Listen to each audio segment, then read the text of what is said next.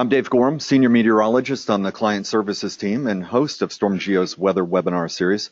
I'm here with your presenter today, Chris Hebert, plus Mallory Garber. Mallory is our newest StormGeo employee. Mallory's our marketing manager and is at the controls of our Twitter feed this morning. During today's presentation, we're going to talk about the current state of the tropics. Anna, Bill, and Claudette have already been put into the record books. They're all tropical storms. They're not hurricanes. So the question is, how far off is the D storm? That will be Danny. And when might we expect our first hurricane? Also, El Niño has been in the news quite a bit lately, possibly one of the strongest in decades. What does this mean for the hurricane season? And might there be other effects brought about by El Niño, like some relief to the California drought? Our guest this morning is Chris Hebert. Chris is the chief of our Tropics Watch team and senior hurricane expert at StormGeo. I'll tell you more about Chris in just a minute. First, though, let me tell you a little bit about who we are. And we are StormGeo. Prior to April, we were Impact Weather. Many of you have known us as that for many years. But the transition to StormGeo has been a good one for us in Houston. It's a new name, but it's the same team, an expanded team considering the scope of the global StormGeo. StormGeo serves as the specialized weather department for hundreds of corporations worldwide, providing tools and services for clients to protect their people, assets, and bottom line when faced with weather-related challenges and threats. As a 24/7, 365 days per year, full-service weather department, our team of meteorologists and business continuity experts offer site-specific forecasting and modeling, weather alerts, and business continuity tools that are custom configured for each client we serve.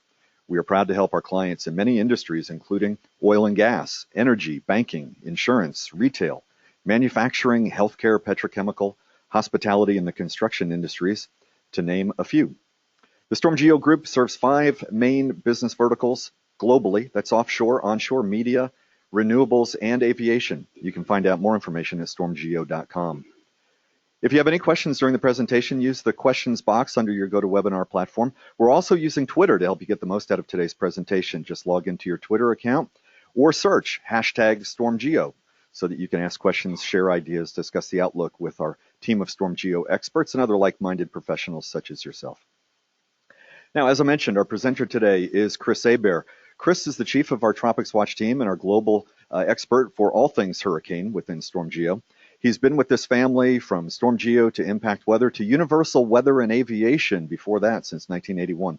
Chris has a wide range of forecasting experience from aviation forecasting to being on a production platform off the southern coast of Argentina to tropical meteorology.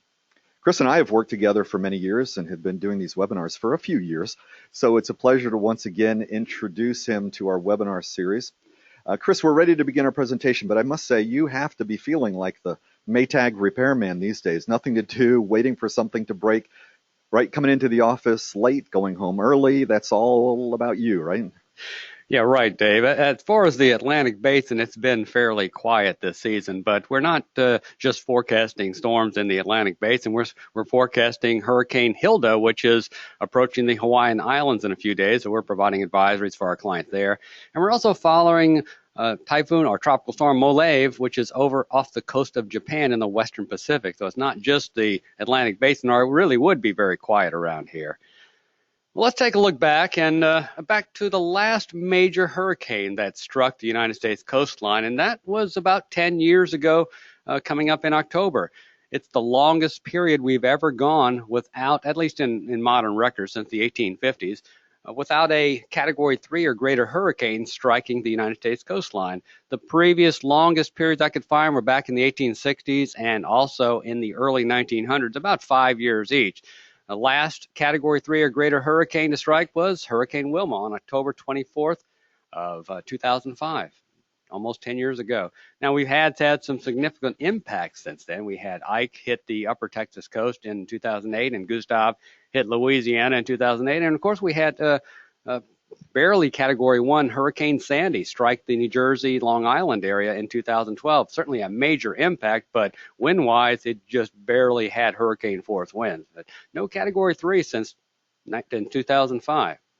This year, well, we've had 3 named storms so far. We had Anna form in May, very early storm, Bill in June, and Claudette in July. So we had 3 storms so far. What is the rest of the season going to bring? Well, let's take a look out there at what's happening right now. Right now, looking across the Atlantic Basin, we have a couple of very weak disturbances, barely any thunderstorms associated with disturbance 25 or disturbance 24. Neither one of them is likely to develop over the coming week. We do have to keep an eye on this cold front that is extending down toward the Gulf Coast. Now, it's not going to bring any cold weather, but I think that as the storm the front inches down into the northern Gulf, it's going to cause a few thunderstorms out there. And anytime we get any thunderstorms out in the Gulf of Mexico, we have to keep an eye on them during hurricane season. But none of the models is indicating any development out there in the northern Gulf just yet. Let's take a look back a year ago. And a year ago, we're looking at the Saharan air layer, or SAL, the dust coming off the coast of Africa. A year ago, we're looking at some significant dust out there across the tropics. We had 3 strong disturbances, but they were all fighting a dusty air mass in the lower levels across the deep tropics. And looking at the current situation out there, well, we have a lot less dust this year, but still we have very weak disturbances this year. Disturbance 25, hardly anything associated with it now, just a few clouds. And disturbance 24 over by the eastern Caribbean Sea, just a few scattered showers and thunderstorms. Those people in the Caribbean are really hurting for rainfall. They could use some rainfall out of some of these disturbances, but they're just not bringing a lot of rain to the islands either. Neither of these disturbances is going to be developing. The dust is at least less than last year, but it's not just the lower levels we have to look at. We have to look at the mid levels of the atmosphere. The tropical atmosphere is a good 50,000 feet deep, and dust and dry air is in the lower few thousand. But in the mid-levels, we have high pressure over to the north, stronger than normal, and that's causing sinking air across the deep tropics. And when air sinks, it heats up and it dries out. And we have a belt of very dry air south of the high center all the way from Africa to the Caribbean Sea and extending into the Gulf of Mexico. This is the middle levels of the atmosphere, about 20,000 feet up.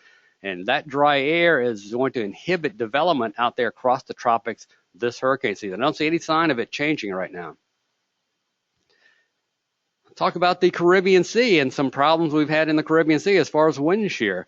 Now, this is a plot of the average wind shear in July across the Caribbean Sea. The red bar on the far right is the July from 2015.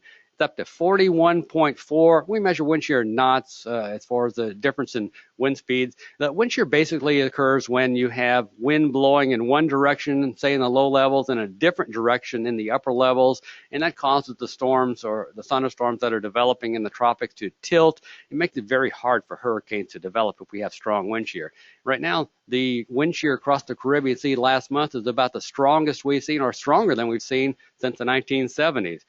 Average wind shear in July in the Caribbean Sea is about 22 knots. And if we want to see potential hurricane development in the Caribbean, we'd like to see the wind shear dropping well below 15, maybe in the 10 or 12 knots at most range for potential development into a hurricane. So we have about 4 times the shear that we would like to see for development in the Caribbean Sea right now, making it a very hostile environment. It's also more stable than normal, and this is a graphic that shows the instability across the Caribbean Sea. And when a meteorologist talks about whether an environment is stable or not, what we look at is, for an example, if we have cold air over warm air at the surface, well, the warm air tends to rise into thunderstorms, and when it hits the cold air, it accelerates and it enhances the thunderstorm activity. That's called an unstable environment. It's prone to develop thunderstorms. The opposite, when we have a stable environment, we have warm air over cold air, and we have that dry, sinking, warm air over the deep tropics now over the cooler air near the surface, and that makes for a very stable environment. It's hard for thunderstorms to get going, and that's what we have across the Caribbean Sea now. The black line is normal, and we're way down here in the blue, a lot more stable than normal, which is the reason why we haven't had much thunderstorm activity in the Caribbean Sea this season. If we look toward the tropical Atlantic, it's a lot more stable as well. In fact, the instability is almost down to levels we would typically see in March or April. It's hard for systems to get going when they have all that warm air aloft, preventing the thunderstorms from building across the tropics. Now, in the Gulf of Mexico, we're not looking at stability now. We're looking at the wind shear across the Gulf of Mexico. The stronger the wind shear, of course, the least favorable it is for development. And the normal line's the black line again. If you look at the wind shear across the Gulf, well, it's actually lower than normal, particularly right now. So the wind shear is not a problem in the Gulf of Mexico. The problem we've had right now is a big old high pressure that's been sitting across the Gulf Coast, preventing any thunderstorms from developing across the region. And this is the current situation right now. We're going to look at the European model and its forecast for what this high pressure is going to be doing over the next week. And we have high pressure sitting over Texas. This is the mid-levels of the atmosphere again. It's causing sinking air, dry air, 100-degree temperatures all across the deep south from Texas, Oklahoma, Kansas, all the way to Louisiana and Arkansas. So very dry, hot August air across the region. The wind is coming out of the Gulf Coast, out of the northeast and east, and it's just not an environment that's conducive to thunderstorm development. We've had that low pressure area over the northeastern U.S. and a trough extending down toward Florida, and we've had a lot of rainfall in that area, but nothing across the northwestern or central Gulf of Mexico. Now let's take a look at the forecast for next Monday, and we'll see a big change occurring in the atmosphere. It's the first time we've seen any significant change in the models over the last several weeks. High pressure that was over Texas and Oklahoma now moves over to Southern California, and low pressure develops along the Louisiana coast and drifts westward toward the Texas coast, which is going to do two things. It's going to cause increasing clouds, increasing moisture, and certainly going to reduce our temperatures as well across the Gulf Coast states. But it also opens up the Gulf for potential systems coming out of the Caribbean Sea. Maybe it's going to be very hostile in the Caribbean Sea, but once these systems reach the southern Gulf of Mexico, they were encountered a much more favorable environment. And instead of being shunted westward across Mexico into the Pacific, by next week, any system moving across the Caribbean Sea could enter the Gulf and perhaps track into the north and central Gulf. And that's one of the reasons why we have to watch the northern Gulf of Mexico over the next week and 2 weeks. We are reaching the peak of hurricane season or approaching it. So I do expect that we're going to have increasing thunderstorm activity in the Gulf of Mexico. And we're also going to see at least a chance that something could spin up in the northern and central Gulf of Mexico over the next few weeks. Now, I caution you that none of the models is forecasting any low pressure development in the Gulf yet, but anytime we get thunderstorms in the Gulf and the conditions are at least somewhat favorable for development, we have to keep a close watch on the Gulf of Mexico in the coming weeks. Let's talk about El Niño. El Niño occurs when we have very warm water in the tropical Pacific. That tends to breed more hurricane activity there. The air rises, and it tends to sink over toward the Caribbean Sea and in the Atlantic Basin. It also generally causes increased wind shear across the tropics, and that strong wind shear we've seen across the Caribbean Sea is a good sign that we have a moderate to strong El Niño going right now. Water temperatures in the tropical Pacific are much above normal, and they're going to stay that way for the season. Above normal temperatures also extend off the California coast all the way through the Gulf of Alaska, so relatively warm waters in the Pacific. The forecast, and this is a graphic showing the trace of the temperatures in the tropical Pacific. The red shaded area is the El Niño region. We're way up here approaching 2 degrees Celsius warmer than normal in the tropical Pacific, which is a very strong El Niño. The forecast is for the El Niño to continue to intensify all the way up here till about January or December to January, at which point it's probably going to start dropping on off, and who knows what we're going to see next year at this time. It's too far out to look, but we're going to have a very strong El Niño through the rest of the hurricane season into the winter and into the fall and into the early winter months as well. You might have heard us talk about comparisons of this El Niño to the strong El Niño back in 1997 before. And 1997 was the strongest El Niño on record in the Pacific Ocean. And the current El Niño situation is definitely rivaling that which we saw in 1997 in terms of its strength. Comparing the two side by side here, and we're looking at the red plot here is 2015. The blue is dashed line is 1997. 1997 started off toward La Niña down there below -5 degrees Celsius below normal, but it warmed up fairly steadily through the spring and summer. But right now, the 2015 temperatures out there are just a little bit warmer than they were in early August of 1997, so it's definitely rivaling that particular El Niño. What happened in 1997? Well, in 1997, there were 8 storms. Only 7 of them were named. We had an unnamed subtropical storm at the 1st of June in 1997. As you look through the season here, we've gone through 3 named storms here so far in 2015, and I found it interesting that the Claudette formed on July 13th, same day that Claudette formed in 1997. We have the same storm list that we used in 1997. Now, in 1997, Danny, the next storm, hurricane, formed in middle parts of July. We haven't seen any signs of Danny yet, and we may well last through the month of August without seeing Danny out there in the tropics. After July, we didn't have any storms in August of 1997. We had 1 in September, and unusually, we had 2 named storms in October of 1997. I say unusually because generally in an El Niño season, a stronger El Niño, we tend to have a quick shutdown of the hurricane activity after September. But if you notice, both Fabian and Grace in 1997 only lasted a day or two, so they were very short-lived tropical storms. Now, 1997, this is the graphic showing the tracks of 1997. We can see there was nothing in the Caribbean Sea. We had 1 storm develop in the deep tropics, storm number 6 here, and it tracked on off north of the Caribbean and out to sea. And there was only a single named storm in the Gulf of Mexico that year. That was Danny, which became a hurricane and moved into Mobile Bay, spun around there for nearly 24 hours, produced a whole bunch of rainfall across southern Alabama, but didn't impact Louisiana or Mississippi, just to the west of Mobile Bay. So very, very small storm in 1997. Looking back at 1997, again, we talked earlier about how dry the air mass was across the deep tropics right now. This is what it looked like in 1997.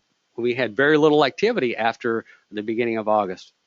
Relatively moist compared to what we're seeing out there right now. I'll show you back to what we're looking at last month. Very dry out there now. This is the current. And back to 1997, well, we had a lot more moisture back then. So it's the conditions out there in the deep tropics are even more hostile than they were back in 1997 when we didn't get anything in the Caribbean Sea and only 1 storm starting in the deep tropics. So very hostile conditions out there right now. Across the Atlantic Ocean, let's take a look at the water temperatures. Now, the water temperatures are still below normal across the Caribbean Sea and across the Atlantic just east of the Caribbean Sea, but we have seen a little bit of a change. The Gulf of Mexico is now slightly above normal in terms of temperatures. Also some slightly above normal temperatures near the coast of Africa. The high pressure that sits up here to the north of the deep tropics has weakened just a little bit in the past few weeks, and that's allowed for a little bit less trade winds across the eastern Atlantic, and the temperatures have warmed up a little bit since then. Warmer temperatures also up toward the Canary Islands and the Azores, which means that let's take a look at our temperature graphic that I showed you back on our June webinar. In May, we had the temperature in the tropical Atlantic, the Atlantic multi-decadal oscillation, was down to here, almost minus 2.5. Very cool water. We were wondering whether we're moving into a cool cycle up there in the Atlantic basin. Let's take a look at the July graphic for the same temperature region.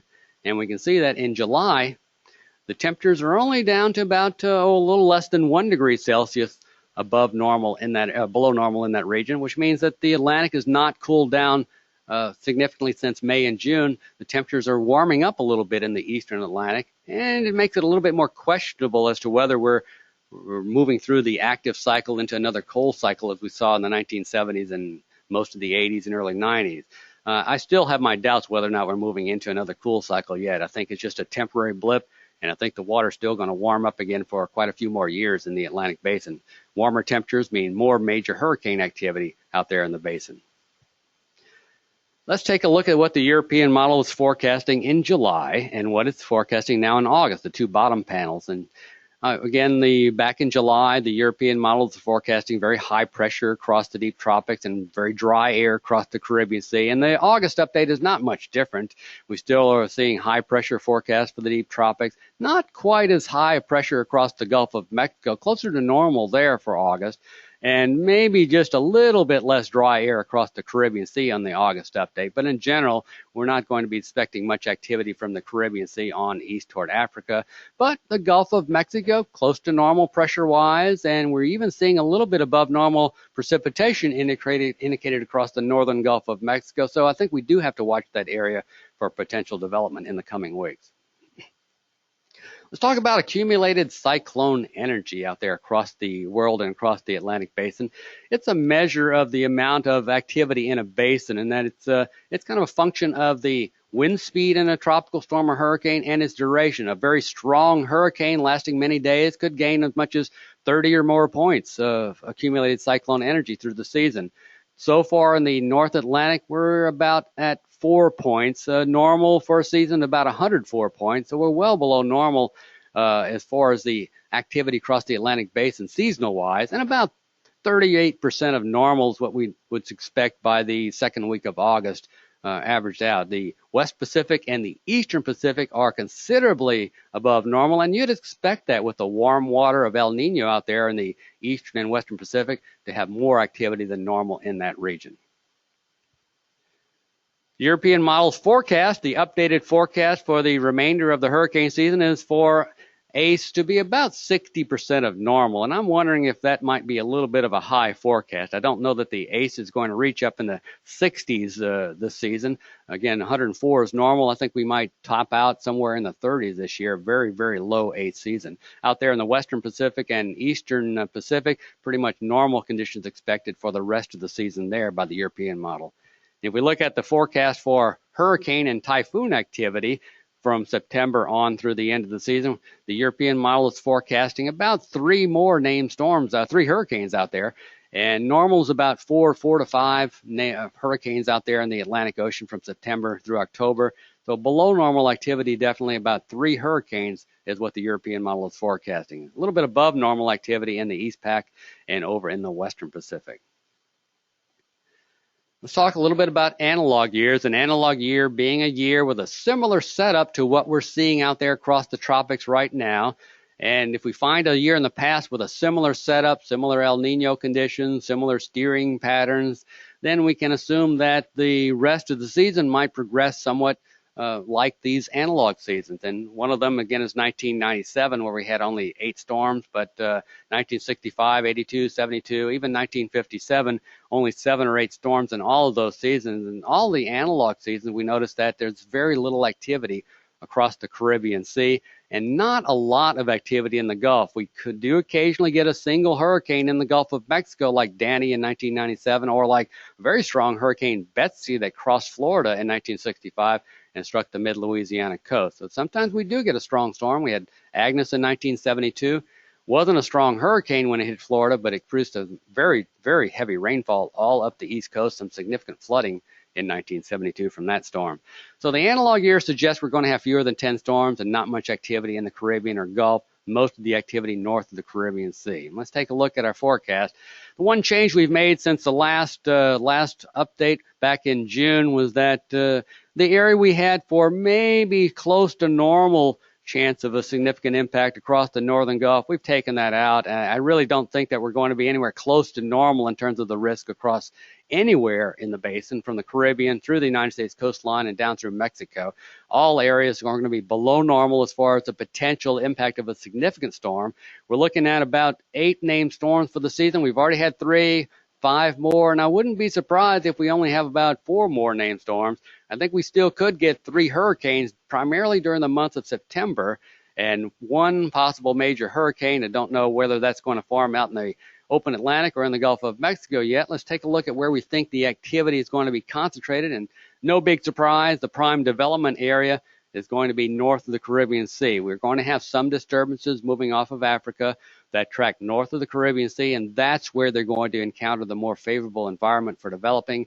And as long as that trough low pressure that we had moving back to Texas in the next week doesn't stay there, then I think the East Coast will probably be okay as far as hurricane potential for impact there. Typically, that area of low pressure is going to be residing right along the East Coast, and that should steer the storms out away from the East U.S. coast. It's always a matter of timing, though. If we had a storm develop there north of the Caribbean over the coming week, then the East Coast would be open for potential impact, but that's not going to be happening next week. The next area we have to keep a close watch on is not the Caribbean Sea, not the deep tropics, but it's in the Gulf of Mexico. The Gulf of Mexico is generally close to normal as far as the instability. The wind shear is below normal. The water temperatures are a little above normal. The only thing lacking in the Gulf of Mexico is a disturbance that could form into a tropical storm or hurricane. You have to have a pre-existing disturbance no matter how favorable the environment is across the Gulf of Mexico. And that means that one of these disturbances coming off Africa is going to have to survive tracking all the way across the dry air of the deep tropics through the Caribbean Sea and reach the Gulf of Mexico, and that certainly can happen. Or something could develop off near the Bahamas and track westward into the Gulf of Mexico, and that's the potential for hurricane development in the Gulf of Mexico over the next couple of months. So I don't think we're going to see a lot of activity in the Gulf. I don't think we're going to see maybe more than one hurricane in the Gulf if we get that this year. But we still have to keep an eye on that for close-in development. But we'll be watching for those potential developing storms long in advance of them becoming tropical storms or hurricanes in the Gulf of Mexico. With that, I've come to the end of my part of the presentation, and I'll turn it back over to Dave and see if we have any questions.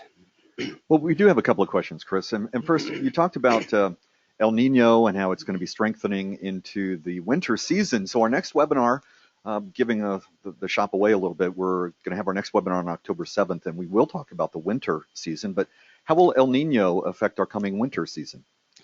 Well, El Nino typically results in increased storminess on the west U.S. coast, particularly in the California area. We tend to have more storm systems entering the U.S. coast down toward California than toward up around Washington and Oregon. So we have a stormier pattern further south across the deep south. We have wetter and colder conditions across the deep south U.S., and we tend to have a better chance of ice storms, frozen precipitation all the way down to the Gulf Coast during stronger El Nino. So that's something to watch out for. It's been very, very dry in California this summer, but a stronger El Nino would signal a change in that pattern to a more wet pattern for the west U.S. coast, particularly California, moving into October, November, and December, and very wet along the Gulf Coast as well. Next question. We've had a couple people talk about the drought in the tropics. A lot of folks don't know that the rain in the summertime comes from tropical storms, and without tropical storms in the tropics, they don't get the rain, and so they're in a drought situation. Enlighten us on the current drought situation in the tropics. Well, that's true, Dave, and I have some friends down there in Puerto Rico and across the islands of the Caribbean Sea, and they're really suffering for rainfall. The dry air and the low levels in the past few seasons, and also in the mid and upper levels, means the tropical disturbances, regardless of whether they develop into tropical storms or hurricanes, they don't even have much thunderstorm activity when they move through the islands of the Caribbean now, and that's where they do get their rainfall. This is the rainy season down there. If they don't get the rain from these tropical disturbances and tropical storms, then it's very, very dry down there, and that's the pattern we see out there right now. Every system that comes to the Caribbean Sea just about loses all of its thunderstorm activity, and they get very little in the way of showers. I saw that the storm passed Guadalupe, disturbance number 24, yesterday, and they measured 5 millimeters of rainfall, which is less than 1/4 of an inch. Not very much rainfall from that disturbance as it moved on by. The likelihood is that they're not going to see much rain this season.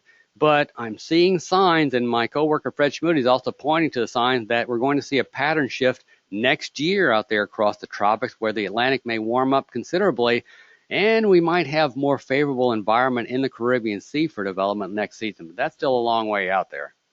So unlike California, where they're 4 years in, the Caribbean, it won't have quite that long session of a drought. Well, we're hoping we're going to see some rainfall by next season. I don't expect much down there this year. We are running short on time, but I want to ask one more question because this is a great one. We were talking about this last week. It's that mid-Atlantic cold front and the similarities that led to the formation of Hurricane Alicia in 1983. Can you talk about some of the similarities there? Well, in 1983, in August 15th of 1983, we had a very weak frontal boundary, not too much unlike what we're seeing out there across the southern U.S. right now. And it caused an area of thunderstorms to develop over Mississippi and Louisiana. These thunderstorms drifted southward into the Gulf, and they formed into Tropical Storm Alicia around August 15th. And by August 18th, just 3 days later, Alicia was striking the upper Texas coast as a Category 3 hurricane. So these frontal systems, if they bring thunderstorm activity into a favorable environment, can lead to development. And just because the storm develops not far off the Louisiana coast in the north central Gulf doesn't mean it can't become a Category 3 or even a stronger hurricane before it moves inland in just a day or two. All right, Mr. Hebert, thank you. That's all the time we have for today. I'll briefly and quickly tell you our next webinar has been scheduled for October 7th. Again, our guest will be Chris, and we will be talking about what we hope is the wrap-up of the 2015 Atlantic tropical season, but we'll also talk about the winter weather season to come.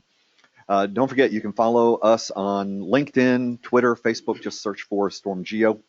Also, StormGeo.com, the news and events page, has all of our events on the near horizon, so check that out if you can. As a reminder to our clients, you can receive the latest news about potential weather threats as they develop by way of your personalized weather website. That'll grant you access to our exclusive videos, forecast models, and alerts. If you're not a client and would like to learn more about how we can enhance your business continuity plans through site-specific weather forecasting and risk mitigation best practices, please contact us by emailing sales.houston@stormgeo.com. We'll have an industry manager get in touch with you soon. On behalf of all of us here at StormGeo in Houston, I'd like to thank you for joining us. I'm Dave Gorham, and our next webinar again is October 7th. So until then, have a safe and productive tropical season. Stay cool, stay dry, stay safe.